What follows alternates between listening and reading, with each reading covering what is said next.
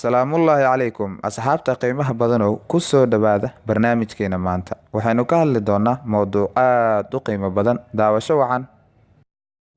Waxaad haysataa hadiyadda ugu sareysa dunidan taasoo ah inaad nooshahay. Sidaa darteed ma jirto waxaadan qaban karin.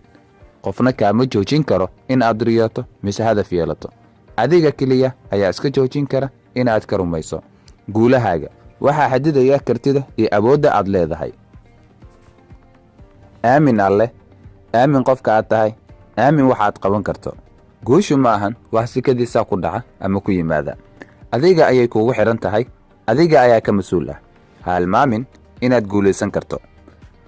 Isku day dhowr jeer haddaa fashilantay, haddii xiriirkaa xumaaday xil aad weyday ama xoolo kaa khasaareen, haddii xili dambe aad go'aansatay, haddii aad rabto inaad dib isu abaabusho, haddii aadan hubin halkii aad ka bilaabi lahayd, haddii si kale aad u dhaqmi jirtay, haddii dhibaato badan hore kuu soo gaartay, waad guulaysan kartaa mar kasta. Waxaad u baahan tahay keliya aaminaad, aqbalid, go'aansho, dadaal iyo doonid badan. Xusuusnow, waad ka geesisan tahay sidaad aaminsan tahay. Waad ka qiimo badan tahay sidaad u haysato. Waad ka saraysaa sida dadka kale ku arkaan. Waad ka xooggan tahay sidaad u muuqato. Waad ka aqli badan tahay sidaad u fikirayso. Aamin, kuna kalsoonow naftaada. Alle tala saaro, hiigso han iyo himilo sare, yeelo hal abuur, ku dadaal in aad wax micno leh ku soo kordhiso adduunkan, uguna tagto dhaxal waara.